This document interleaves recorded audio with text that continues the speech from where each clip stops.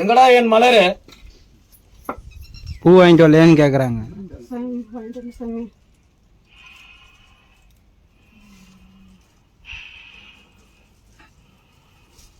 எனக்கு மல்லிகைப்பூ மலையா எடுத்து வந்து செலுத்திடுறியா? எந்த நாள் இல்ல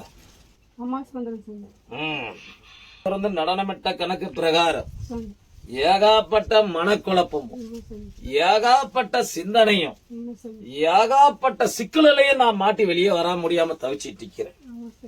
இதுல எந்த மாதிரி உத்தரவுக்கு நான் எப்படி வாழுவது, எப்படி நிலகொலியாம நாங்க அருள் புரிஞ்சு வாழ்வதா எப்பா?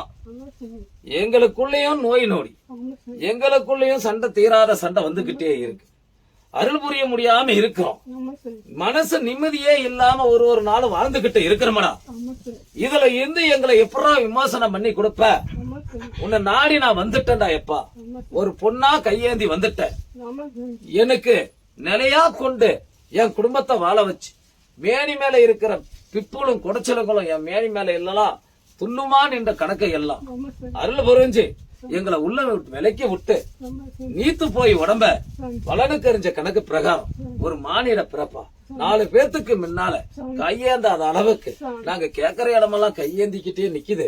அந்த கையேந்தாத அளவுக்கு எங்களை பக்குவத்தைப்படுத்தி இந்த வனகாட்டு முனீஸ்வரன் எங்க கூட காவலா வந்து நின்றான்னுட்டு மனப்பக்குவத்துக்குள்ள 5 நாளா அந்த இடத்துக்கு போராடிக்கிட்டு இருக்கிற 5வது நாள் பலனுக்கு அறிஞ்சு வந்து குதி கொண்டு வந்துட்டியா இல்லையா? அருள் புரிகிற உனக்கு சரியா? அருள் புரிஞ்சு நீதம் பரிபூர்ணம் கண்ட கணக்குல என்னோட கனியெல்லாம் எடுத்து மேனி மேல 2 பேரும் அள்ளி ஒண்ணு நடனமிட்ட கணக்கு பிரகாரம் உடம்பெல்லாம் பூசிக்கிங்க. பலனுக்கு எறிஞ்ச கணக்கு பிரகாரம் பாதத்தலாம் எரிச்சல கண்டு இருக்குது. அந்த பாதத்தலாம் பூசிக்கிங்க சரியா?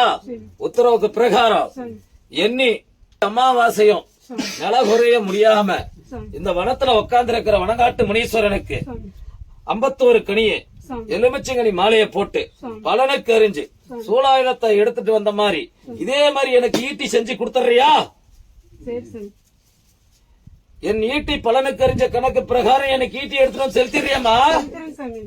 மேனி மேல இருக்கிற பிப்பும் குடும்பத்துல இருக்கிற கஷ்டங்களும் 5 அமாவாசைக்குள்ள பரிபூர்ணமா தீர்த்து எடுத்து கொடுத்துருட்டா? என்ன ஆனா நாடி வரணுமா? வரலனா தடுகளை போட்டுக்கிட்டு இன்னைக்கே வந்தது பெரிய நிலை. புரியுதா இல்லையா? இதுல நீ எப்படியுமா எனக்கு 5 அமாவாசை நில குலையாம 51 கனியில மாலையிட்டு பலனை கரிஞ்சு எப்படிமா வருவ?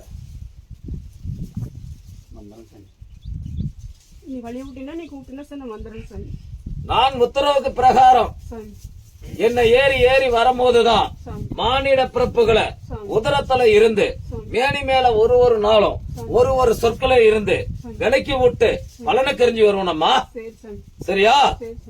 நில கொண்டு 5 அமாவாசை வந்துருவியா? ஆகட்டும் எப்பா. இவளுக்கு 7 கனியா கொடுடா. டேப்பா